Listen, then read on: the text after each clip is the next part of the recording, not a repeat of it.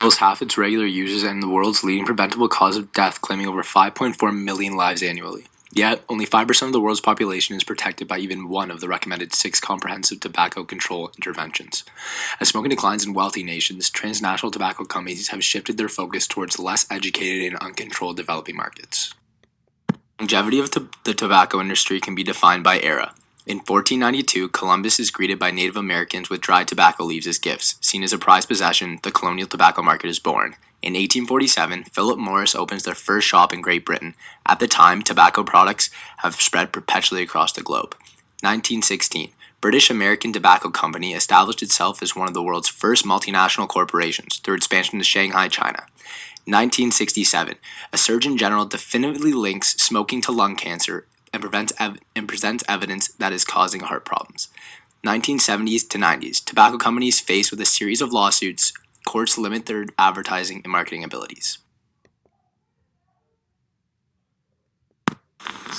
Since the 1990s, the tension between trade and tobacco control has increased as new legal measures concerning intellectual property and foreign investment have enabled investors like tobacco companies to challenge domestic health policies in international courts. Tobacco companies have directly clashed with states and lobbied against them because it does not benefit their market relations.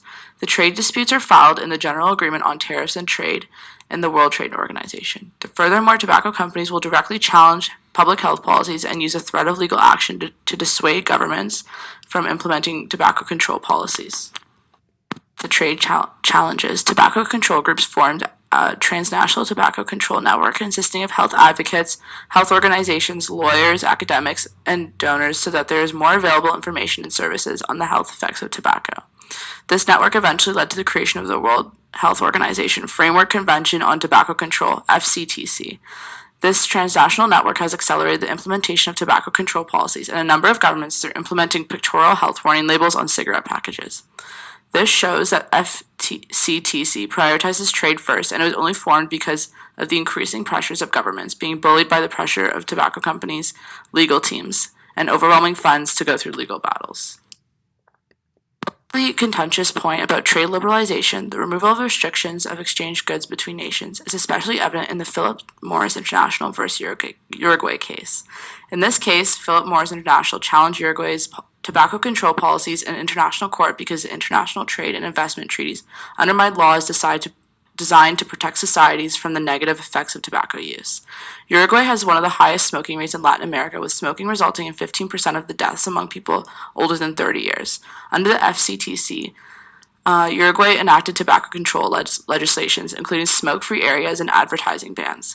Philip Morris challenged the law, beginning in the domestic courts and then eventually to the World Bank International Center for Settlement of Investment Disputes, where they claim that the single presentation of using images and text on 80% of their tobacco packages undermines the trademarks and will eventually lead to the devaluing of their investments by violating the bilateral agreement between Uruguay and Switzerland. The tribunal's ruling was 2-1, therefore rejecting Philip Morris's claims. This is not the first time that Philip Morris has brought cases against countries who attempted to comply with FCTC regulations. They brought 3 cases against Australia's world's first plain packaging law, which prohibits companies from using logos, colors, and brand imagery. Australia's High Court ruled that the plain packaging law, which did not violate any intellectual property rights, leading to the decision in the ICSID in 2015 that Philip Morris has continually abused the arbitration process, and now the World Trade Organization prohibits private companies from suing countries. Attempt to increase their efforts to implement the FCTC, the tobacco industry is rejecting it and using it as political mileage. Tobacco growers. The industry is using a group to front their efforts of the FCTC, which is the International Tobacco Growers Association, or the IGTA, by exaggerating the impact of tobacco control measures on farmers. Since the 1990s, the IGTA and transnational tobacco companies like PMI have worked together to closely fund and publicize the IGTA. The original mission of the IGTA was to give the industry the face of the third world grassroots tobacco farmers. Its government documents reveal that they want the farmers to play a role in ensuring that farmers only stick to politics and do not use the global organization to threaten manufacturers. Its newest focus is rejecting the ban of burley leaves, which there is irony because the president of the IGTA is a burley leaf farmer from the USA. Cigarettes or vapes now make consuming tobacco products easier and trendier. Tobacco is now more appealing to adolescent groups because they have different flavors and it's attached to a certain social status. However, since Altria's purchase of Juul has gone down in value because of all the backlash from legal battles between market and state. The lawsuits that Juul are currently facing by federal agencies and state attorneys who claim the company is targeting young people through deceptive marketing. They are doing this by purchasing ad space in multiple youth-focused websites like Nickelodeon, Cartoon Network, 17 Magazine, educational websites. They hired an art director for their ad campaign Vaporize, which features models provocatively posing with their vapes. And this has increased their market share for vapes because it becomes more fashionable for youth to obtain them, and they are becoming scrutinized by federal and state investigations for their advertising practices.